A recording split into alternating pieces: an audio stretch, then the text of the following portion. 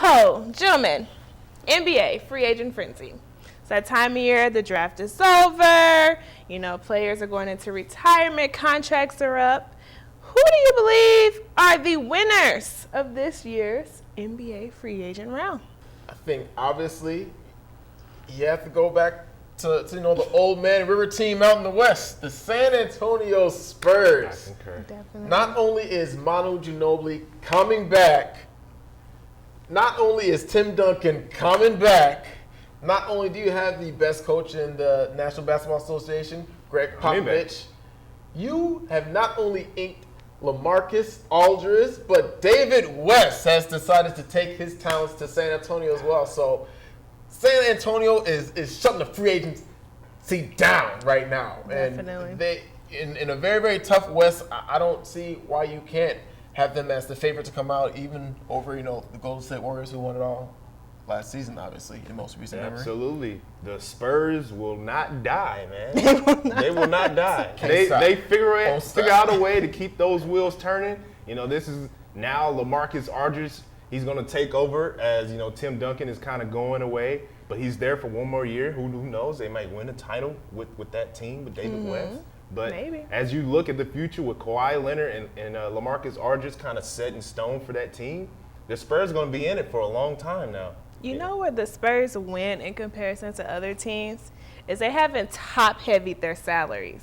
They're able to really build a team because they don't have one player who's injured soaking up all the money, like some other teams might. True that. A little bit of foreshadowing. Not to mention some of these other players, Danny Green's back on the squad. Some they did lose Marco Bellinelli. He added some offensive fireworks off of the bench.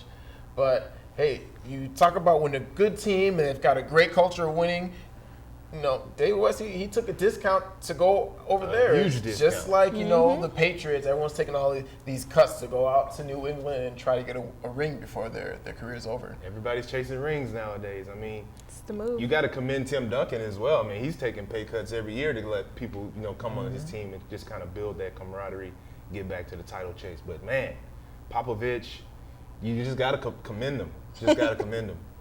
Another team that kind of surprised me, too, I thought it was a good move, was the Milwaukee Bucks signing Greg Monroe. Okay. First of all, as a former Knicks fan, Not not a Knicks fan anymore. Let me know. Not a Knicks fan anymore. But as a former Knicks fan, you got to feel for the Knicks for having a guy like Greg Monroe who's been talked about all summer as the guaranteed person that's going to come play for your team, and he chooses to play for Milwaukee.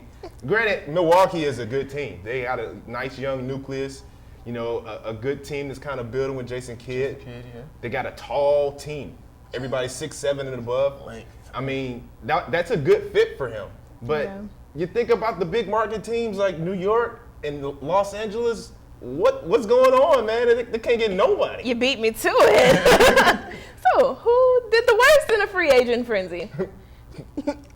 I'm not going to say it, but I'm going to say it. We touched on the big teams. I mean, when you got players who are trying to win right now, the last thing they want to do, the last thing they have time for is to wait a few years, to rebuild, to wait for you to get back to prominence. LaMarcus Aldridge, it seemed like they were offering him like the whole Kazam treatment. And he was like, I don't care about movies. I don't make my money. I'm 30 years old now. I'm trying to win. I need a ring, man. I've been in Portland all these years. And, for all this time in Portland, does he really have like a signature moment, something that you can remember that he's done with them? You know what? I don't think so. Portland doesn't have a lot of signature moments in general. To be honest, that may work a little bit in the Lakers' favor. Kobe Bryant, what's he, 37? Aldridge turning 31 and a 19-year-old rookie point guard. It may not have worked best in their favor. So, and then obviously the Knicks, everyone's like, dumpster fire. I saw a picture Dwayne Wade tweeted out, and it was him, LeBron, and Chris Paul, and Carmelo Anthony. I was like, which one of these doesn't belong? Oh, really? That's how you gonna do my guy? I'm sorry. I mean, it's not so much him as much as his team. Melo's still your guy. So you are a Knicks fan. Melo's still my guy. I'm not a Knicks fan. People don't want to play with Melo. I'm not a Knicks fan. Why People not? don't want to play. I don't think that's the truth. Doesn't make. Are you sure? I don't think that's the truth. I don't believe that. Melo I was don't so believe what they good. say If about Kobe was so good, people will be flocking to play with these superstars. But the proof is in the pudding. You think it's that they're not good, or it might be like a leadership style? I think it's the team.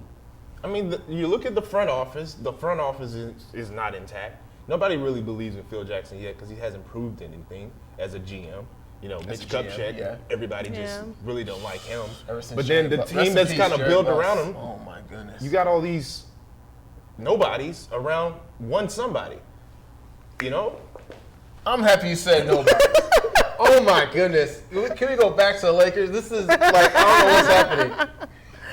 They want, okay, let me compose myself. Our last show, we did the little mock, little NBA draft your team. And I joked about Roy Hibbert on my team.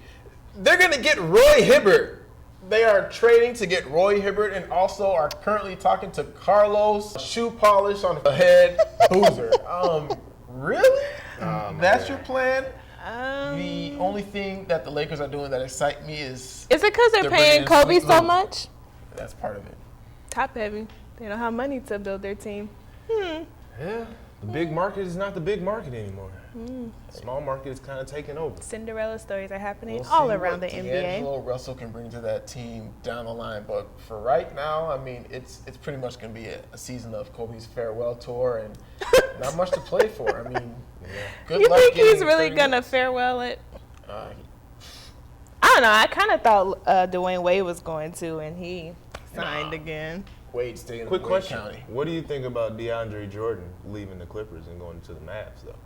I think it was a little petty. Like, it's like, I didn't like the way Chris Paul talked to me in it. And it made me think of the game that ended, and he could have put the shot, and Chris Paul was like, put the shot up! Put the shot up, man! And DeAndre, oh, he lost. So, I mean, I think, you're in.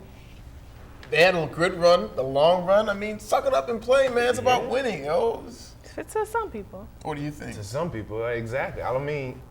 It's obviously not about the money because he got more money with the Clippers. Yeah. I mean, it has to have been some type of riffraff with him and Chris Paul that made him really just want to leave that much because that team is set up to win right now. And Dallas is good. They can surprise some teams, but I don't see them being a title contender next year. And DeAndre Jordan wants to be the man. Yeah. I don't see him being a man on anybody's team.